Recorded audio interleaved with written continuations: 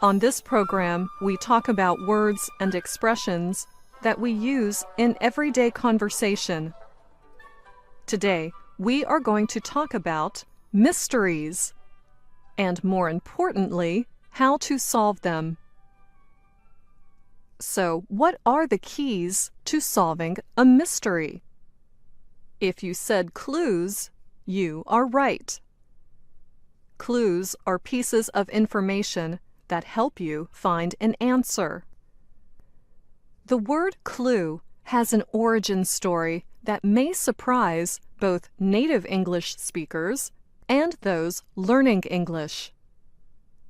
The origin of the word combines a Greek myth, a labyrinth, danger, and knitting. That's right, knitting. But first, let's start with the myth. In this story, a monster called the Minotaur lived in a labyrinth on the island of Crete. From time to time, people were sent inside the labyrinth as sacrifices. They could not find their way out, and the Minotaur killed and ate them. Except for one man. As the story goes, Theseus volunteered to go into the Minotaur's labyrinth. But before going in, Theseus unraveled a ball of yarn. He battled the Minotaur and killed it. Then he followed the yarn back to the opening of the labyrinth and came out alive. You may be saying to yourself, "That's a great story, but what does it have to do with the word clue?"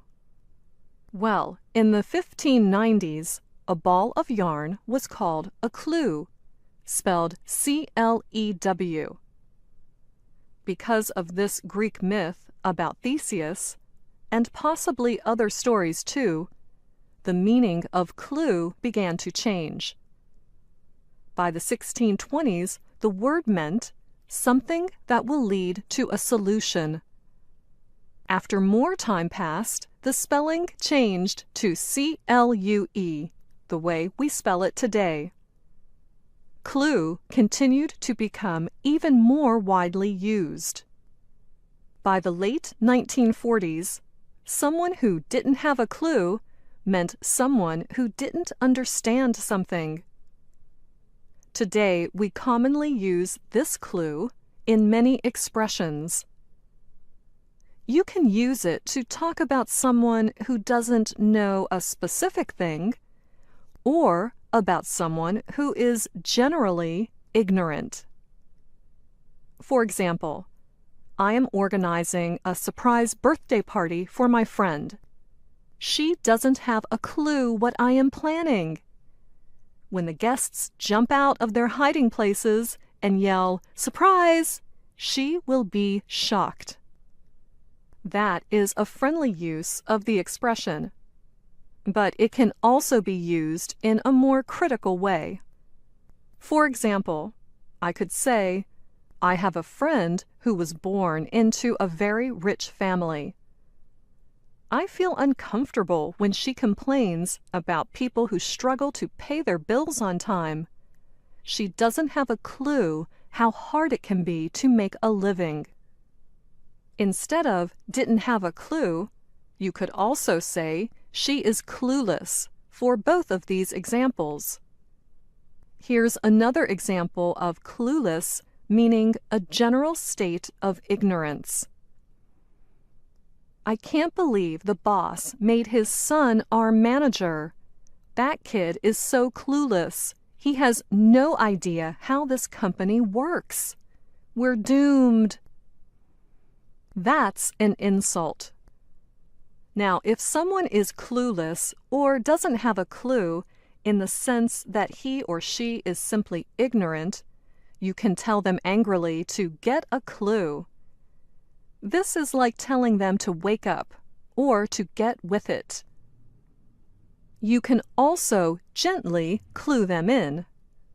This phrase means to let someone know the way something happens. We often use it when something is difficult to understand or see on the surface. So if you are simply sharing your homemade apple pie recipe with a friend, you probably wouldn't say, "I'll clue you in on how to make this apple pie." I mean, you could say that, but it sounds much too dramatic. But let's say a friend of yours moves into the apartment building where you live. Now, many strange and difficult people also live in that building. You might want to pull your friend aside and say, "Look, if you want to be happy here, let me clue you in on some of the characters who live here." Never talk directly to the guy who walks his turtle. If you need to say something to him, just say it to the turtle. And don't hang your laundry on your balcony. The woman living above you will shoot at your dry clothes with a water gun. And whatever you do, do not play classical music after 6 p.m. Your next-door neighbor was a conductor in an orchestra and misses it terribly. You will hear him crying for hours afterward.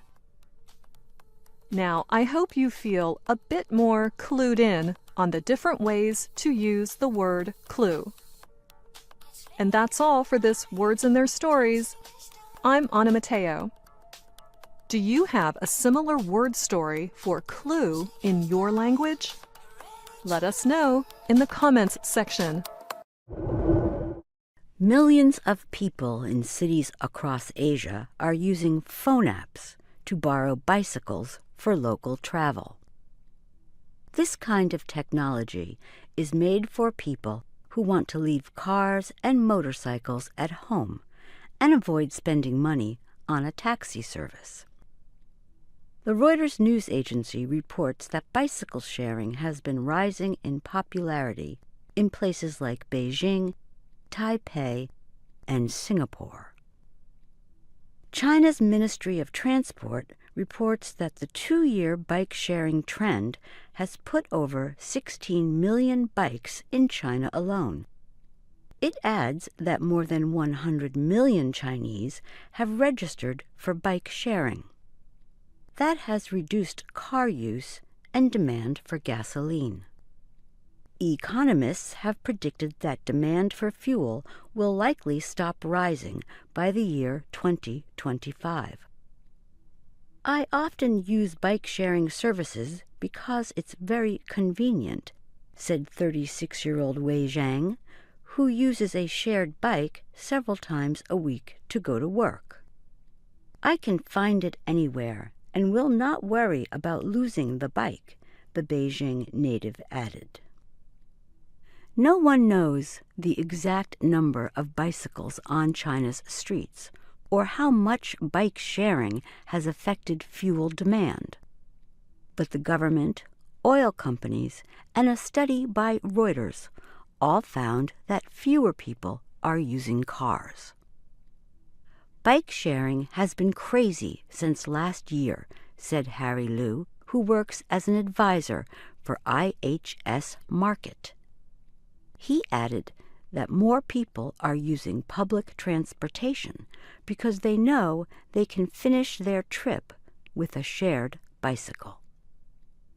Even before the popularity of bike sharing, observers were saying that the rising use of electric cars and better fuel efficiency meant an end for gasoline's big growth story. China's gasoline demand growth is expected to slow to nearly 4% this year, compared with 6.5% growth last year. That information comes from Sri Paravakarasu, head of East of Suez Oil at Fax Global Energy. Last month, a Chinese bike-sharing startup company opened offices in Kuala Lumpur, Bangkok, and Washington, D.C. The company, called Mobike, was launched in April 2016. Another Chinese company, OFO, provides a similar service. The two businesses have received more than $2 billion in private investment. Mobike has 7 million bicycles worldwide. OFO has more than 10 million and plans to increase the number to 20 million in the next 3 months. In Taiwan, the government supports a bike-sharing plan. Officials hope to have 12% of commuters using bicycles in trips to work by 2020. 5% of commuters use bicycles now. The Taipei city government hopes to have every citizen just 10 minutes from a bike by 2018. Harry Liu of IHS said that bike sharing could change the way people think about mobility and could change the transportation business. I'm Susan Shan.